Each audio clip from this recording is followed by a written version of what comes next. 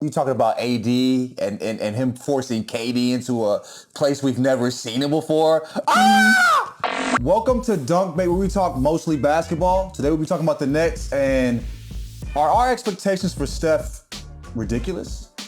All right, so everybody has these expectations of Steph where he'll do some LeBron, and I think that's kind of ridiculous. Look, I think there's a reason that LeBron James is considered the best player in the NBA. He is the only guy that can carry pretty much anybody else to the playoffs, and everyone else in the NBA needs some semblance of help, right? And I was looking at old legends that have missed the playoffs, and I think it puts the tier that Curry is into perfect context. Obviously, famously, everybody's gonna remember 2005 with Kobe Bryant when he went completely supernova, but the Lakers still missed the playoffs. You have KG in his prime missed the playoffs 3 years in a row with the Timberwolves. Charles Barkley has missed the playoffs. Hakeem Olajuwon has missed the playoffs. And Anthony Davis, who might be an MVP candidate and is in consideration for one of the best players in the league, only made the playoffs twice with New Orleans. So everybody needs help. Like, there's a reason we look at LeBron and have these crazy expectations for him, is that it's because he literally can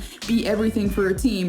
But no one else in the NBA can really do that. You know, Steph's not the player that's going to make sugar out of.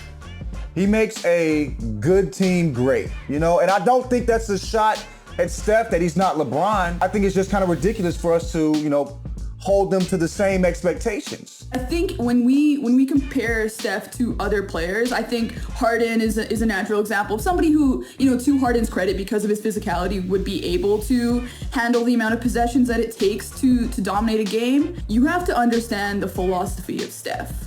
Steph is the ultimate team player superstar. Mm-hmm. He wants to play off the ball. He gives up the ball with the expectation that it will create a better shot at some point down the line. Sometimes that shot comes back to him when he's like run through a couple baseline screens and he's on the other side of the floor wide open. You're like, how did you get from there to here? The Warriors aren't good. It's not fun to watch. They're not. It's going to be very difficult for them to make the playoffs, but they can at least make it fun. And the only way they're going to make it fun is if Steph just takes over. So, John, we were talking a couple days ago, and you were super high on the Nets.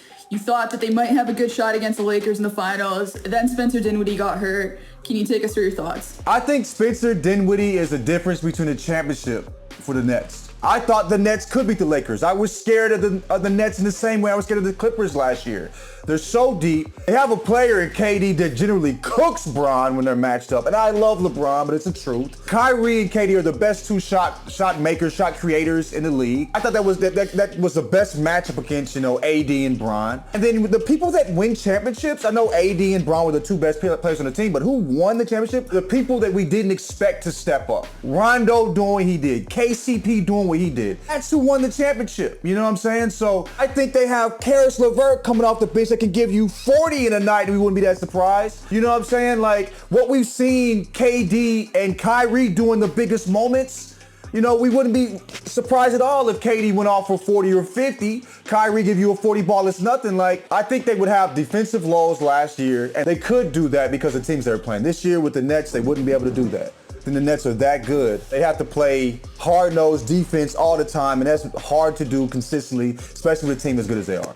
I'm not sure I agree that Spencer makes that big of a difference for them. It's obviously a huge loss when you lose a player as talented as him, but to your point, Karis LeVert can do a lot of things on the court, and I think this actually speeds up some of the processes the Nets we're going to have to go through. I agree that nobody in the world can guard Kevin Durant. But I also think if anybody has a shot at it, it's Anthony Davis. I really, really hope that this is the finals matchup. Not only does it have great storylines from a drama perspective, but on the floor, this is just such an interesting contrast in styles. Sir, you have me salivating. The thought of them playing. Can we just fast forward it?